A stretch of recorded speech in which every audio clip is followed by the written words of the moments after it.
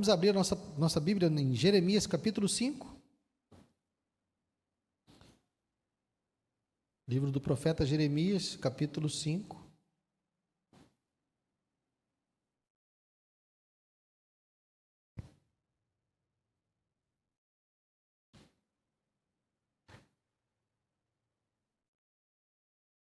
Vamos ver o capítulo todo hoje.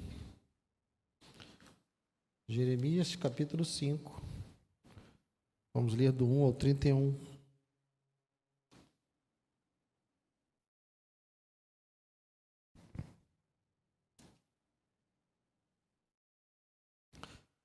Diz assim: deem uma volta pelas ruas de Jerusalém, olhem, investiguem, procurem nas suas praças, para ver se acham alguém, se há uma pessoa que pratica a justiça ou busca a verdade. Se acharem, eu perdoarei a cidade. Embora digam, tão certo como vive o Senhor, certamente juram falso. Senhor, por acaso os teus olhos não atentam para a fidelidade? Tu feriste este povo, mas eles não sentiram nada. Tu os consumiste, mas eles não quiseram aceitar a disciplina. Endureceram o rosto mais do que uma rocha, não quiseram voltar. Mas eu pensei, são apenas pobres e insensatos, pois não conhecem o caminho do Senhor, o direito do seu Deus. Irei aos poderosos, falarei com eles, porque eles sabem o caminho do Senhor, o direito do seu Deus. Mas todos eles quebraram o jugo e romperam as algemas. Por isso, um leão do bosque os matará, um lobo dos desertos os despedaçará. Um leopardo estará à espreita das suas cidades. Quem sair das cidades será devorado, porque as transgressões deles são muitas e as suas rebeldias se multiplicam. Jerusalém, como posso perdoá-la? Os seus filhos me abandonaram e juram pelos que não são deuses. Depois de eu ter-lhes saciado a fome, adulteraram e se reuniram em casas de prostitutas. Como garanhões bem fartos e cheios de desejo, cada um fica rinchando para a mulher do seu próximo. Deixaria eu de castigar estas coisas, diz o Senhor? Não deveria eu me vingar de uma nação como essa? Que os inimigos passem pelas carreiras da vinha e a destruam, porém não por completo. Tirem os ramos, porque não são do Senhor, porque a casa de Israel e a casa de Judá foram totalmente infiéis a mim, diz o Senhor. Negaram o Senhor e disseram, não é Ele, nenhum mal nos sobrevirá. Não veremos a guerra, nem passaremos fome. Os profetas não passam de vento, porque a palavra não está com eles. As suas ameaças se cumprirão contra eles mesmos. Portanto, o Senhor, o Deus dos exércitos, me disse, visto que eles proferiram tais palavras, eis que transformarei em fogo as minhas palavras na sua boca, e farei deste povo a lenha, e o fogo os consumirá. Eis que trago contra você uma nação de longe, ó casa de Israel, diz o Senhor, nação robusta, nação antiga, nação cuja língua você não conhece e cuja fala você não entende. A aljava deles é como uma sepultura aberta, e todos os seus homens são valentes. Devorarão as colheitas e o pão de vocês, devorarão os seus filhos e as suas filhas, comerão as suas ovelhas e o seu gado, comerão os frutos das suas videiras e figueiras, e com espada derrubarão as cidades fortificadas em que vocês confiam. Porém, mesmo naqueles dias, diz o Senhor, não os destruirei completamente. Quando perguntarem, por que o Senhor nosso Deus nos fez todas essas coisas? Você lhes responderá, vocês me abandonaram e serviram a deuses estranhos na terra de vocês. Por isso terão de servir a estrangeiros numa terra que não é de vocês. Anunciem isto na casa de Jacó e façam uma proclamação em Judá, dizendo, escute agora isto, povo tolo e sem entendimento. Vocês que têm olhos e não veem, têm ouvidos e não ouvem. Por que não me temem, diz o Senhor? Por que não tremem diante de mim? Pois fui eu que pus a areia no limite do mar, limite perpétuo que ele não irá ultrapassar. Ainda que se levantem as suas ondas, elas não prevalecerão. Ainda que bramem, não passarão daquele limite. Mas este povo tem um coração teimoso e rebelde. Desviaram-se e se foram. Em seu coração não dizem: temamos agora o Senhor nosso Deus, que nos dá a seu tempo as chuvas, as primeiras e as últimas, e que nos reserva as semanas determinadas da colheita. As maldades que vocês fizeram desviaram essas coisas boas, e os seus pecados afastaram de vocês o bem. Porque no meio do meu povo se encontram ímpios, que andam espiando como espreitam os passarinheiros. Como eles preparam armadilhas e prendem os homens. Como uma gaiola cheia de pássaros, assim as casas deles estão cheias de fraude. Por isso se poderosos e enriqueceram. Engordaram, ficaram estufados, e não há limite para as suas maldades. Não julgam a causa dos órfãos para que ela prospere, nem defendem o direito dos necessitados. Deixaria eu de castigar essas coisas, diz o Senhor? Não deveria eu me vingar de uma nação como essa? Coisa espantosa e horrenda se anda fazendo na terra, e os profetas profetizam falsamente, e os sacerdotes dominam de mãos dadas com eles, e é o que o meu povo deseja. Porém, o que é que vocês farão quando o fim chegar? Pai amado, obrigado pela tua palavra. Fala-nos, ó Deus, em meio a uma palavra tão dura de juízo.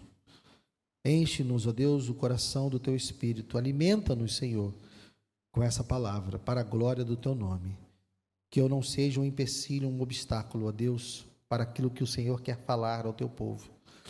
Fala apesar de mim, apesar do meu pecado, apesar da minha incompetência, apesar de mim, que o Senhor possa falar à tua igreja nessa noite. Eu te peço e te agradeço em nome de Jesus. Amém. Pode sentar, querido.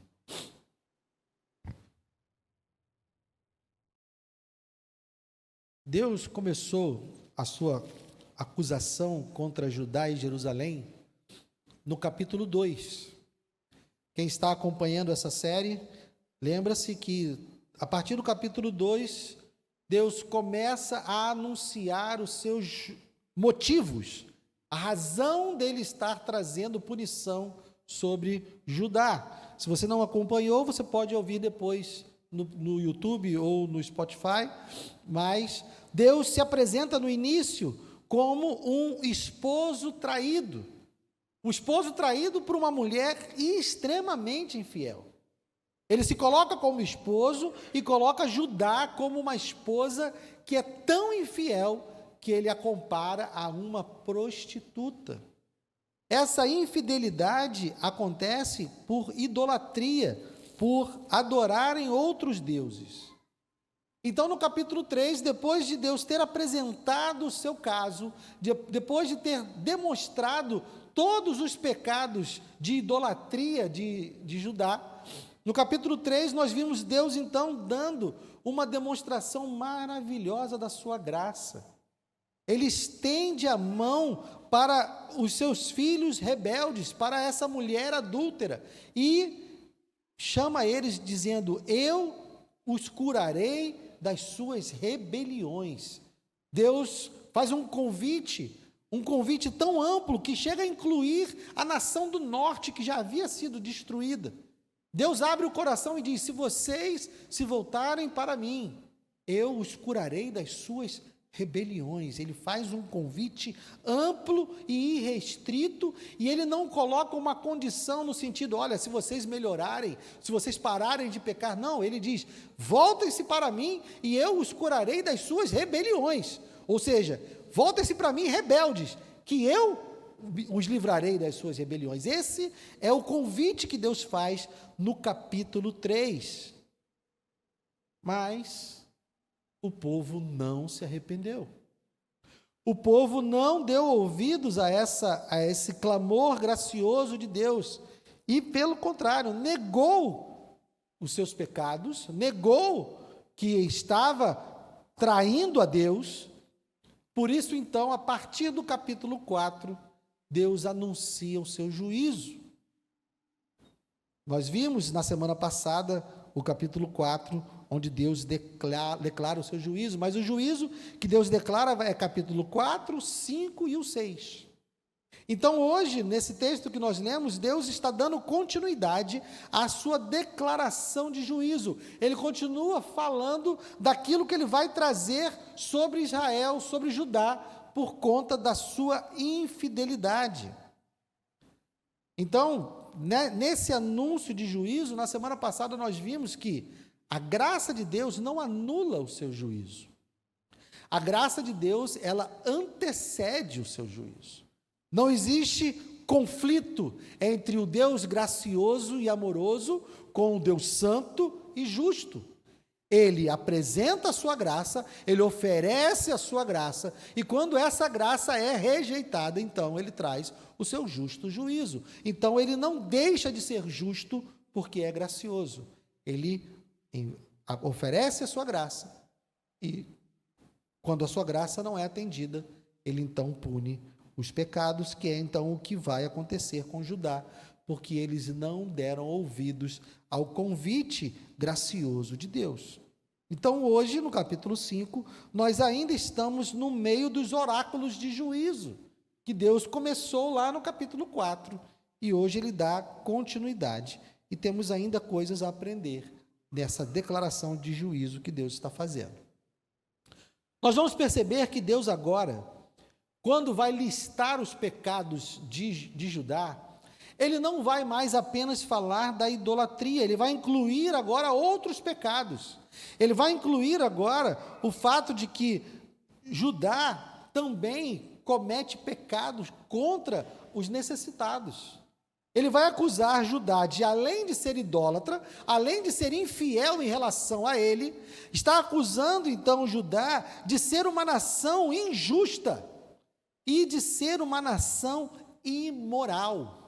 Então, além de ser uma nação que peca diretamente contra Deus de maneira vertical, adorando outros deuses, eles também agora pecam contra Deus de maneira horizontal. Eles estão agora pecando porque trazem opressão e sofrimento entre eles. Então, aos pecados de idolatria, Deus acrescenta agora nesse capítulo 5 os pecados de injustiça social e pecado de imoralidade sexual. Ele começa então esse oráculo demonstrando o colapso da verdade, o colapso da justiça, a ausência de justiça em uma nação que abandonou o seu Deus. Versos 1 a 5. Deem uma volta pelas ruas de Jerusalém, olhem, investiguem, procurem nas suas praças, para ver se acham alguém, se há uma pessoa que pratique justiça, ou que busque a verdade. Se acharem, eu perdoarei a cidade. Embora digam, tão certo como vive o Senhor, certamente juram falso. Senhor, por acaso os teus olhos não atentam para fidelidade? Tu feriste este povo, mas eles não sentiram nada. Tu os consumiste, mas eles não quiseram aceitar a disciplina. Endureceram o rosto mais do que uma rocha. Não quiseram voltar. Mas eu pensei, são apenas pobres e insensatos, pois não conhecem o caminho do Senhor, o direito do seu Deus. Irei aos poderosos e falarei com eles, pois eles sabem o caminho do Senhor e o direito do seu Deus. Mas todos eles quebraram o jugo e romperam as algemas. Deus, nesse início do seu oráculo, da continuidade desse oráculo de juízo, ele faz uma alusão à oração de Abraão. Quem se lembra de Abraão orando a Deus quando Deus decreta o fim de Sodoma e Gomorra? E Abraão diz o que para Deus? Mas Deus, o Senhor vai destruir uma cidade inteira e se houver justos lá? Se houver 50 justos, Deus diz, se tiver 50, eu não destruirei a cidade. Aí Abraão vai, não. E se tiver 40? E se tiver... Até que ele chega dos 10. Deus está, em comparação aqui, tomando a palavra como se fosse Abraão e dizendo, tá bom, se vocês andarem por Jerusalém e encontrarem um, um justo, eu não vou destruir a cidade. Isso é para mostrar o tamanho da corrupção que estava lá na cidade. Eles juram falsamente, não há nenhum tipo de verdade. Verso 2, né? Embora digam, tão certo como vive o Senhor, eles usavam o nome do Senhor para mentir. Eles já não tinham mais temor algum. Então, por não terem mais temor a Deus, por não terem mais nenhum relacionamento ou consideração pelo Senhor, eles eram capazes de usar o nome do Senhor para mentir. Nem mesmo nos tribunais havia verdade e justiça, porque os juramentos eram falsos, diz o Senhor, certamente juram falso. Não havia nenhum justo, nenhum sequer. A corrupção atingia tanto o povo quanto os seus líderes. Veja a fala do profeta, né? O profeta pensa, verso 4, mas eu pensei, são apenas pobres e insensatos, pois não conhecem o caminho do Senhor e o direito do seu Deus. Irei aos poderosos e falarei com eles. Na cabeça de Jeremias, ele pensou o seguinte, bom, esse povo está assim porque eles são sem instrução, eles não têm estudo, por isso que eles estão assim, abandonando o Senhor. Então eu vou até aqueles que têm o conhecimento, eu vou até aqueles que conhecem o caminho do Senhor, eu vou até aqueles que conhecem o direito do seu Deus, e vou falar com esses poderosos, vou falar com os reis, vou falar com os sacerdotes, vou falar com os profetas, vou falar com as pessoas que são responsáveis por guiar esse povo que está perdido. Mas quando ele chega lá, o que ele nos diz? Mas todos eles quebraram o jugo. A corrupção que toma conta de Judá é uma corrupção que passa por todas as esferas da sociedade. Não há que culpar, não há como dizer que a culpa é dos líderes ou que a culpa é do povo. Todos eles estão de forma generalizada contaminados pelo pecado. Essa é a realidade de Judá. A corrupção atingiu o povo, os líderes, a infidelidade a Deus tornou esse povo incapaz de praticar a justiça. Essa era a realidade de Judá. Além da idolatria, verso 7, Jerusalém, como posso perdoá-la? Os seus filhos me abandonaram e juram pelo que não são deuses. Depois de eu ter lhes saciado a fome, adulteraram e se reuniram em casas de prostitutas. Então aqui Deus está falando do pecado da idolatria, mas ele acrescenta no verso 8 a imoralidade. Olha, como garanhões bem fartos e cheios de desejo, cada um fica rinchando para a mulher do seu próximo. Além de serem mentirosos, além de serem corruptos, eles também são adúlteros. Não apenas porque traíram a Deus com os outros deuses, mas porque realmente estão praticando adultério. A imoralidade sexual se tornou algo muito presente na vida daquela sociedade. Então Deus faz uma pergunta no verso 9. Deixaria eu de castigar essas coisas? Diz o Senhor. Não haveria eu de me vingar de uma nação como essa? E ele conta outros pecados. Vamos lá, versos 25 a 28. As maldades que vocês fizeram desviaram essas coisas boas, ou seja, a chuva que vinha no tempo certo, a colheita que vinha no tempo certo. As maldades que vocês fizeram desviaram essas coisas boas, e os seus pecados afastaram de vocês o bem, porque no meio do meu povo se encontram ímpios, que andam espiando como espreitam os passarinheiros, como eles preparam armadilhas e prendem os homens, como uma gaiola cheia de pássaros, assim as casas deles estão cheias de fraude. Por isso se tornaram poderosos e enriqueceram, engordaram, ficaram estufados, não há limite para as suas maldades, não julgam a causa dos órfãos para que ela prospere, nem defendem o direito dos necessitados. A corrupção tomou conta de todos os homens, que eles pararam de depender da provisão de Deus para a colheita e passaram a passar a perna uns nos outros. Quando ele fala aqui de armadilhas e passarem eles, ele está falando de pessoas que estão se aproveitando dos outros, está um dando golpe no outro, e com isso eles se enchem de fraude, mas se tornam poderosos e ricos. E por conta dessa corrupção, eles deixam de lado os órfãos, deixam de lado os necessitados. Estão estufados, cheios, porque estão com dinheiro de corrupção. E no 29, Deus pergunta de novo: deixaria eu de castigar estas coisas, diz o Senhor? Não deveria eu me vingar de uma nação como essa? Deus faz essa pergunta para nos dizer: eu não tenho como não puni-los. Eu oferecia a eles graça e misericórdia se eles voltassem desse caminho. Mas da maneira como eles estão vivendo, da maneira como eles estão rasgando a minha lei, porque tudo aquilo que eles estão fazendo está indo contra a lei de Deus. Deus está dizendo: eu sou obrigado, eu preciso puni-los, não punirei eu. Ele está dizendo para a sua audiência, está perguntando para nós: olha, não deveria eu me vingar de uma nação como essa? Porque se Deus não fizesse isso, ele seria injusto.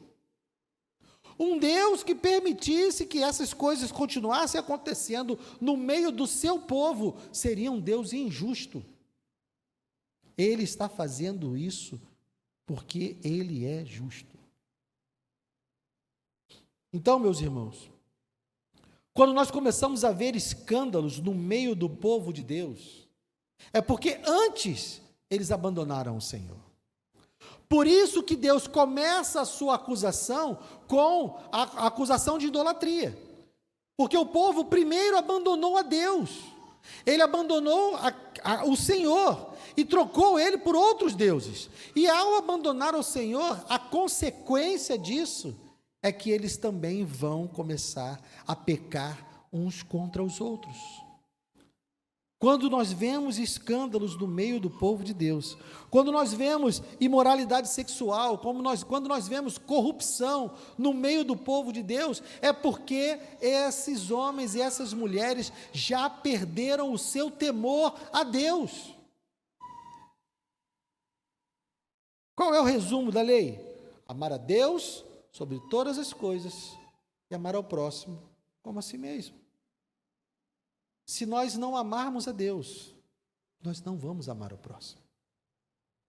E se nós não amamos o próximo, nós não amamos a Deus. Então, o retrato dessa sociedade, desse povo que Deus está trazendo aqui, é que primeiro eles abandonaram o Senhor e depois eles começaram a praticar o mal uns contra os outros, por causa de terem abandonado o Senhor. Então Deus precisa puni-los, senão ele não seria justo. Deus não está trazendo juízo sobre Judá por conta de vaidade.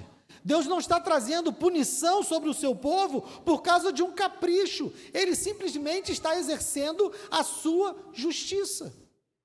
Ele está sendo justo quando traz esse mal sobre o seu povo. Porque esse povo rompeu a aliança. Olha no verso 10, que ele diz: que os inimigos passem pelas carreiras da vinha e destruam, porém não por completo. Tirem os ramos. Por quê? Porque não são do Senhor. Quando ele usa essa expressão, não são do Senhor, ele está fazendo alusão a Êxodo capítulo 20. Vai lá, Êxodo capítulo 20. Volte um pouquinho aí, Êxodo capítulo 20.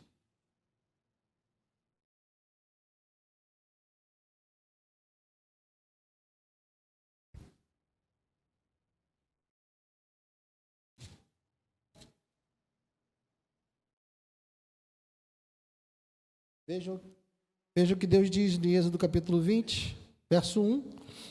Então Deus falou todas essas palavras: eu sou o Senhor seu Deus, que o te tirei da terra do Egito, da casa da servidão. Então, se eu sou o Senhor seu Deus, e agora ele está dizendo que esse povo o quê? Não são do Senhor. Ele está dizendo que esse povo rejeitou a aliança que ele estabeleceu com eles lá no Sinai. Ele declarou: eu sou o Senhor, seu Deus, e a partir daí ele traz a sua lei, e a partir daí ele disciplina a sua aliança, mas ele já estava em aliança com o povo, quando ele disse: eu sou o Senhor, seu Deus, mas agora, por conta dos seus feitos, por conta da sua maldade, Deus está dizendo que agora essa nação não é do Senhor, porque eles romperam a aliança com Deus. Eu sou o seu Deus e vocês são o meu povo. Agora não mais, porque eu não sou o seu Deus. E porque eu não sou o seu Deus, vocês não são mais meu povo. Ao romper a aliança, eles deixam de ser povo de Deus.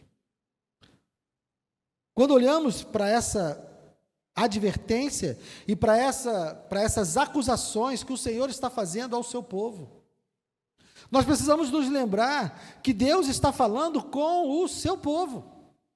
Ele não está anunciando que outras nações estão fazendo isso. Ele não está dizendo que são os pagãos, são os idólatras lá de outras nações que estão fazendo isso. É o seu povo, que conhece a sua palavra, que conhece a sua lei, que está vivendo dessa forma. A sociedade do povo de Deus está completamente corrompida, seja no âmbito da religião, seja no âmbito da economia, seja no âmbito da vida social. Eles estavam completamente corrompidos. Do mundo, meus irmãos, não se espera santidade e justiça. Nós não podemos esperar que os ímpios sejam santos e sejam justos. Essa expectativa existe do povo de Deus. Do povo de Deus existe a expectativa de que ele seja santo e justo, que espelhe a vontade de Deus.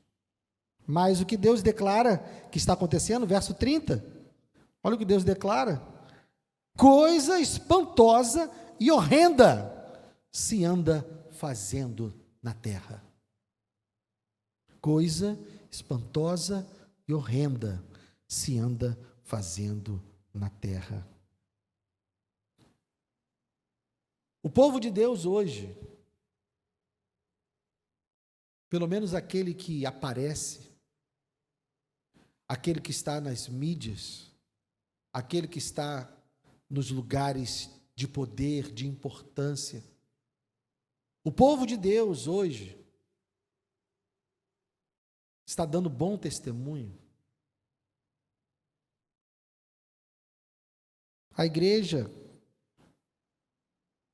sofre por conta dessa pequena parcela de pessoas que falam em nome da igreja. Nós vamos ver sempre nos lugares de destaque pessoas que falam em nome da igreja, mas que querem poder, que querem dinheiro, que estão adorando outros deuses, que já abandonaram o Senhor.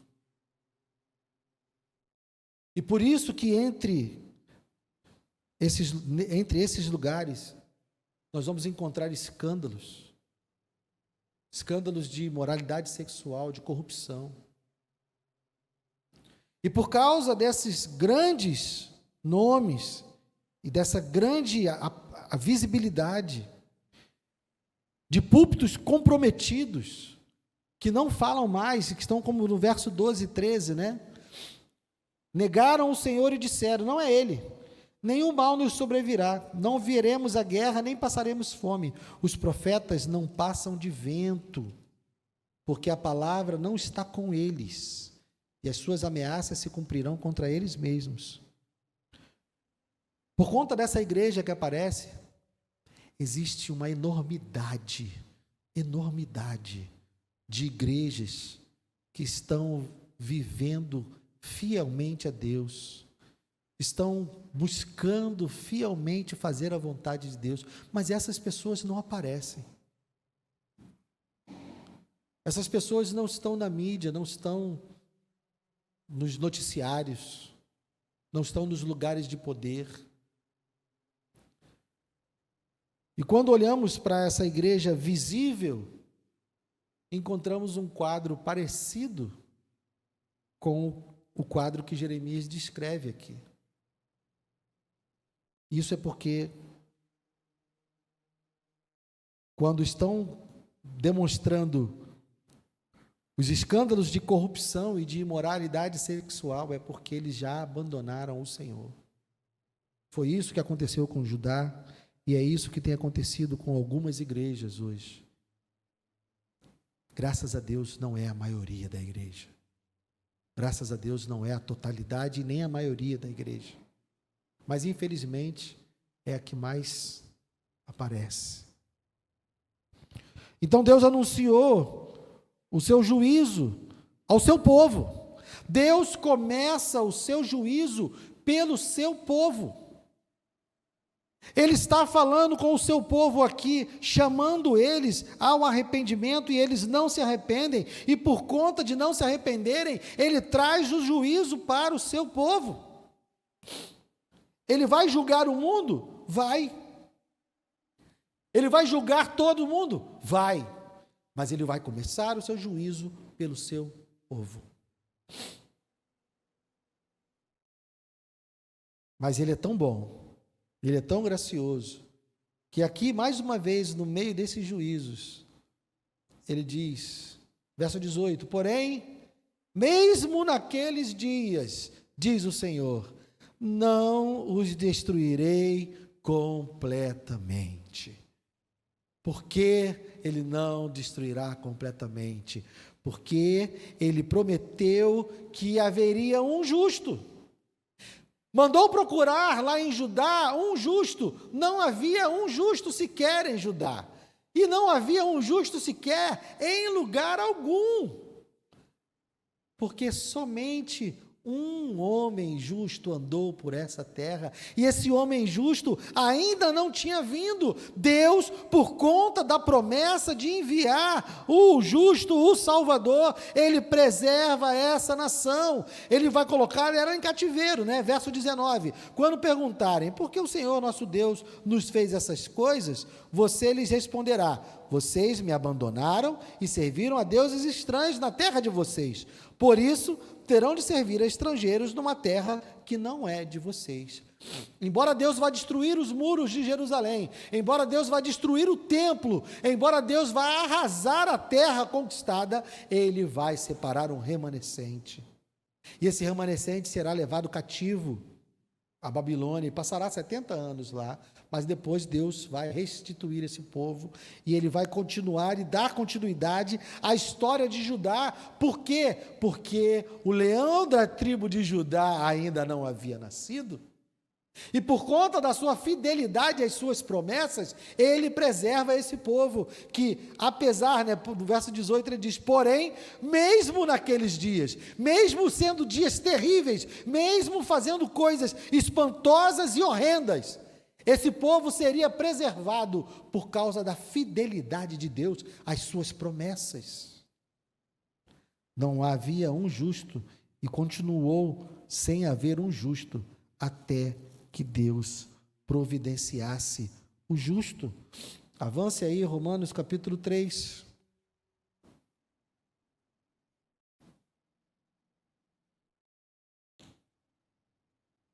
Romanos capítulo 3.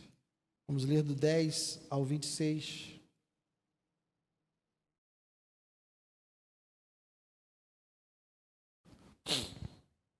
Como está escrito, não há um justo, nenhum sequer. Não há quem entenda, não há quem busque a Deus. Todos se desviaram e juntamente se tornaram inúteis. Não há quem faça o bem, não há nenhum sequer. A garganta deles é sepulcro aberto, com a língua enganam, veneno de víbora está nos seus lábios, a boca eles a têm cheia de maldição e amargura, os seus pés são velozes para derramar sangue, nos seus caminhos há destruição e miséria, eles não conhecem o caminho da paz, não há temor de Deus diante dos seus olhos. Ora, sabemos que tudo o que a lei diz é dito aos que vivem sob a lei, para que toda boca se cale e todo o mundo seja culpável diante de Deus, porque ninguém será justificado diante de Deus por obras da lei, pois pela lei vem o pleno conhecimento do pecado, mas agora sem lei, a justiça de Deus se manifestou, sendo testemunhada pela lei e pelos profetas. É a justiça de Deus mediante a fé em Jesus Cristo, para todos e sobre todos os que creem, porque não há distinção, pois todos pecaram e carecem da glória de Deus, sendo justificados gratuitamente por sua graça, mediante a redenção que há em Cristo Jesus, a quem Deus apresentou como propiciação no seu sangue mediante a fé. Deus fez isso para manifestar a sua justiça, por ter ele, na sua tolerância, deixado impunes os pecados anteriormente cometidos, tendo em vista a manifestação da sua justiça no tempo presente, a fim de que o próprio Deus seja justo e o justificador daquele que tem fé em Jesus.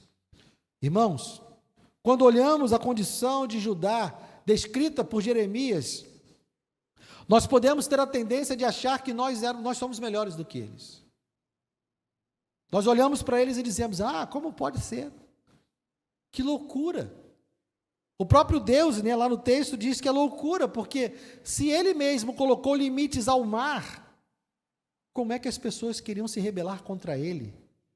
Porque o mar era algo muito poderoso na mente daquelas pessoas, daquela cultura, porque era algo completamente imprevisível, indomável. E quando Deus traz a figura do mar como sendo ele que colocou limites ao mar, ele está dizendo, olha, se nem mesmo o mar pode vir contra mim, por que vocês não me temem? Mas nós olhamos para eles e pensamos, verdade, eles deveriam temer ao Senhor, mas nós somos iguais, a Bíblia nos coloca no mesmo patamar que todos eles, nós somos também injustos. Deus enviou aquele que é justo, ele mandou procurar em Jerusalém um justo e não havia. Nós podemos procurar um justo em qualquer lugar do Jardim Alvorada, em qualquer lugar de Nova Iguaçu, em qualquer lugar do Brasil, nós podemos procurar um justo e também não acharemos, porque o único homem justo que andou pela face da terra foi o Senhor Jesus, e foi ele que levou sobre si o castigo de nós pecadores. Deus é justo, juiz, ele pune os pecados, mas os pecados daqueles que se refugiam em Cristo são punidos e foram punidos em Cristo. A mão graciosa de Deus está estendida hoje para todo e qualquer pecador, toda e qualquer pecadora. Não importa o quão longe tenha ido, não importa quantos pecados tenha cometido, não importa o tamanho da maldade que tenha exercido ao longo de sua vida, a mão do Senhor está estendida hoje para salvar, porque Ele providenciou um meio, Ele providenciou um justo, e derramou sobre esse justo o castigo de todo pecador. Basta crer, basta se render, basta confiar nesse sacrifício, basta entregar a sua vida e reconhecer os seus pecados, confessar os seus pecados e dizer, Senhor, eu não posso salvar a mim mesmo, Senhor, eu não tenho em mim o que é necessário, mas o Senhor enviou o seu Filho e eu confio nele, eu me arrependo dos meus pecados e confio na obra do Senhor Jesus. Porque se assim não for, como Deus é justo e como Deus é santo, e a sua graça não anula a sua justiça, todo aquele que não estiver em Cristo, no dia em que Ele vier julgar vivos e mortos, esses vão receber a punição do seu pecado sobre si mesmos. Somente os que estão em Cristo é que são punidos, que foram punidos, tiveram seus pecados punidos nele. Quem estiver por sua própria conta vai ter que dar conta dos seus próprios pecados. Esse é o Deus a quem nós servimos. Ele é gracioso, amoroso, perdoador, mas ele é santo, justo e fiel. O seu julgamento começa pelo seu povo. O seu julgamento começa por aqueles que têm aliança com ele, ou que dizem ter aliança com ele. E se nós perdermos o temor a Deus, não se enganem, nós vamos nos envolver em escândalos também. Nós vamos aparecer para os outros em meio a corrupções, em meio à imoralidade sexual. Mas isso porque nós, em primeiro lugar, teremos abandonados a Deus. Ouçam o clamor do Senhor. Voltem-se para mim. Permaneçam nele. Porque senão nós estamos perdidos. Amém? Vamos ficar de pé.